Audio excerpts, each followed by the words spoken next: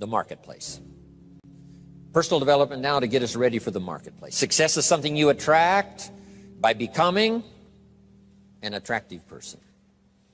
What would make you an attractive person in the marketplace? So you have the best chance to get the best job, to get the best pay, to have the best opportunity, work with the best people, be welcome at the best tables of learning and enterprise, to sit at the conference table of promise and future. How do you get there? Some things to remember. This first little part I call acceptable and unacceptable behavior. Now, part of our learning affects us in the marketplace. The skills we've developed affects us in the marketplace. You might have had to go to school to work in a certain segment of the marketplace. If you're going to be a doctor, you've got to go to the proper school. If you're going to be a lawyer, you've got to go to the proper school. But there's something else now that affects us all in the marketplace that I want to deal with here, and that's called behavior in the marketplace. Not just your skills, not just your learning, not just what you know, but how you behave. Key phrase, the things that make you obviously a good person, an acceptable person, or unacceptable. First of all of us must study our marketplace as to what might be acceptable or unacceptable. But let's cover some of the obvious, and that'll lead to the rest of the list. I've just got 3 or 4 here to cover, and then you can think about the rest and ponder those. Here's one thing to remember in the marketplace. You must be ultra-conservative in the marketplace. Ultra-conservative in your behavior, because this determines your future. This determines your paycheck. This determines the circles you can get into and the ones you can't get into. I've got some examples here, and you'll see where I'm going. Here's number one, your language. The language you use in the marketplace has so much to do with your paycheck. Now, in some areas, that may not be totally true, where you could use bad language and tell dirty stories and cuss all day long, and it wouldn't make any difference. You know, if you're around people that cuss all day long and tell dirty stories, what difference does it make? Doesn't make any difference. But if you would like to exercise your skill and ability in another segment of the marketplace, here's one thing you might have to correct, or you might have to at least watch carefully, and that's your language in the marketplace. So jot this down. Be ultra-conservative in your language in the marketplace. Otherwise, you may destroy parts of the market that would gladly accept you and your product and your service if your language wasn't so unacceptable. Guy says, well, I'll tell dirty stories and cuss wherever I please, and I'm not saying that's wrong. I'm just saying it'll cost you. In some areas of business in the marketplace, it's going to cost you. Here's a guy that makes $100,000 a year, could make $250,000 easy. The other $150,000 disappears because of his bad language in the marketplace. He's unacceptable in some circles. They won't listen to his story, even though he has something good to share. So you see where I'm going here? Language in the marketplace. Here's what's the safest. Save your jokes for the bar or the pub. Don't put them on the marketplace. Or the inner circle, you know, where all the stories and stuff may be acceptable as you trade stories. But in the marketplace, you've got to be ultra-conservative. Shift gears if you have a problem. Shift gears, especially in the marketplace, and make sure that it isn't costing you a big share of your marketplace unduly. Because there's no use suffering an extra $100,000, $200,000 a year income simply because you're careless with your language in the marketplace. So of all the places not to be careless, it's in the marketplace concerning your language. So do you see where I'm going here? Okay. Next is habits. You just got to be careful of those. Smoking. Guy walks into an office and says, where's your ashtrays? How come you don't have any ashtrays? Well, ashtrays probably mean what? No ashtrays mean, right? They don't smoke here. Oh, yeah, I forgot. So what I'm saying now, I'm not saying right or wrong to smoke. I'm just saying be careful in the marketplace that you aren't disturbing and wiping out and closing the door on a market you could enjoy simply because you're a bit careless about your habits. Habits.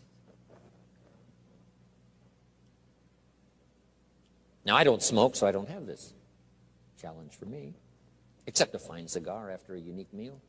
Some places around the world still know how to prepare a gentleman's cigar. It's kind of an interesting experience, mostly for show. As long as you know which end to dip in the brandy, right? But you see where I'm going here now on habits. Habits. Zig Ziglar talked about the man who was late. I'm telling you, there's some circles, if you're late, you're not welcome anymore. You say, well, I've been late all my life. You know, if people don't like that, that's too bad. I'm saying that's okay. You can have that attitude if you want to, but what if it cost you $100,000 a year? Wouldn't you reconsider?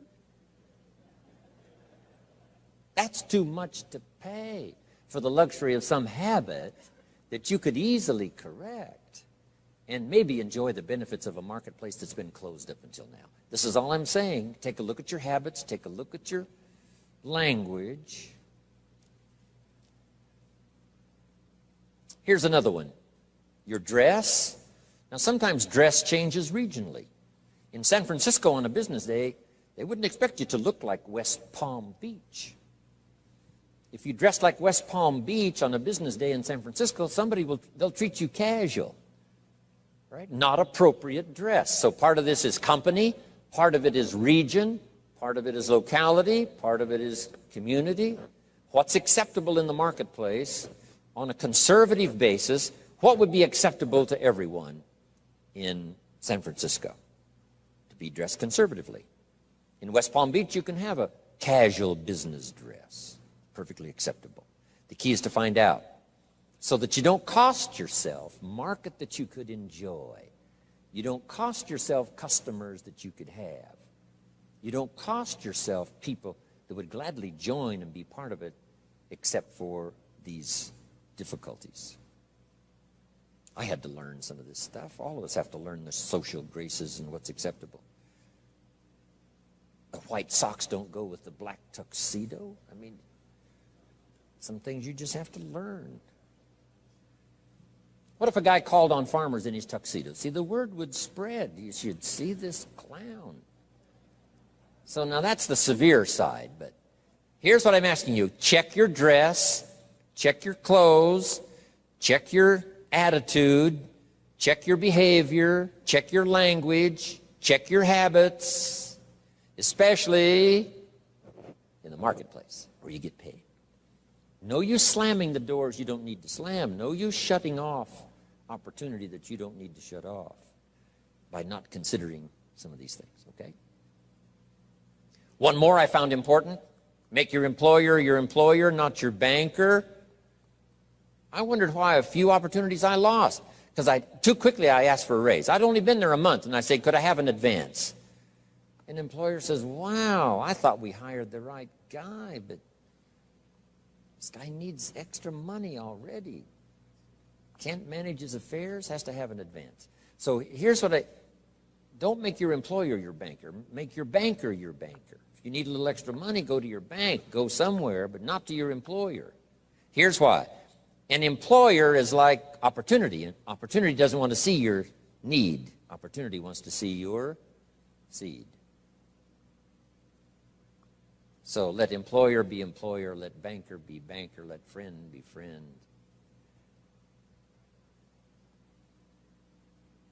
I found it was a bit unwise to make a friend a banker or a relative a banker.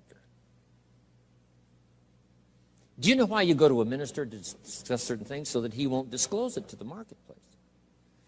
And you go to your doctor to disclose it so he won't disclose how weak and sickly you might be. So you don't bring your sickness to the marketplace and talk about it. You talk that over with your doctor. Talk over your maladies and your problems to your doctor. So jot this down. It's called show your seed and hide your need. In the marketplace especially.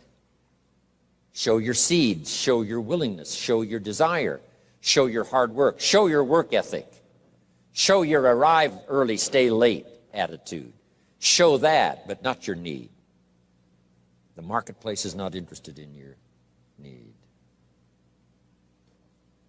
Next is code of conduct. It's not a bad idea to take a piece of paper someday and just jot down what is your code of conduct. What do you expect from yourself? Some things you will do, some things you will not do. Jot this phrase down. What I want to be known for. Here's what I want to be known for. And that's not a bad list to make. As we're building our reputation day by day, week by week, month by month, and one opportunity leads to the next, depending on what we're known for.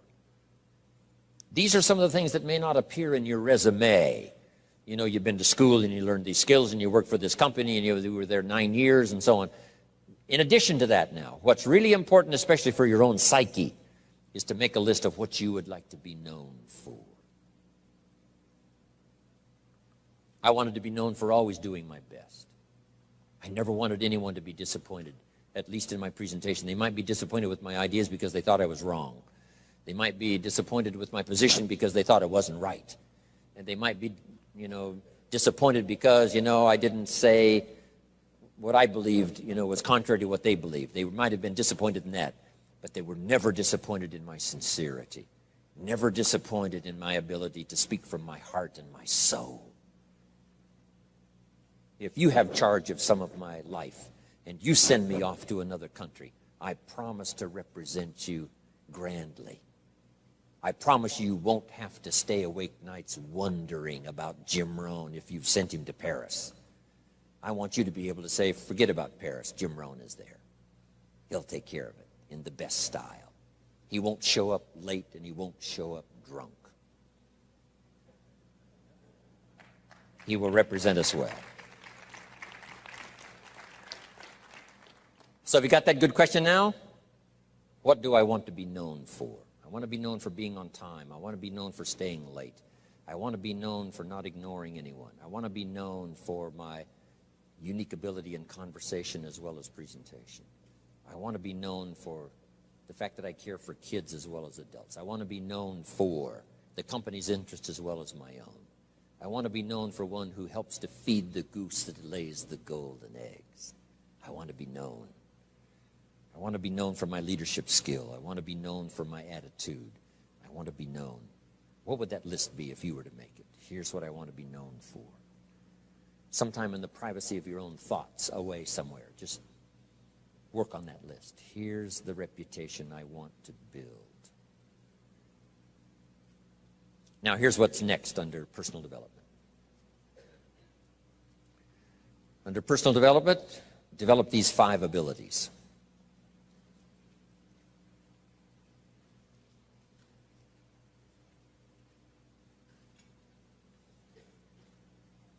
First of all is the ability to absorb. One of the big challenges for being here now, especially for 3 full days, some of you, it's going to be a challenge to try to get it all. But I'm asking you to do that. In another seminar I do, here's a little phrase I have. For the future, pay attention. See if you can't get everything. Every word possible, every idea possible. It's easy to let your mind wander, right, and not really concentrate and dig in and make these days extraordinarily valuable for you. Absorb the atmosphere. Absorb the drama of the occasion. Absorb the spirit of the occasion. Absorb the reasons for coming here and then the reasons for going back home and making a difference. Absorb the variety of voices you're going to hear this weekend. And absorb the provocative ideas as well as the ones that you agree with. Absorb all of that. Take it all in. By listening intently, taking good notes, talking with each other. Here's one more. Absorb the drama of each other. You're going to have a chance to meet some excellent people here. Okay? Losers don't pay this kind of money to come to seminars. The reason why the price tag is substantial is because when you get here, you'll have an excellent chance of meeting some pretty good folks. Even if they borrowed the money to get here. At least they knew how to do that. Whatever it takes. So don't go away without meeting some people. Here's the next part. Listen to the testimonials. You may pick up some ideas from someone's testimonial that'll be just as valuable as what I share from this podium.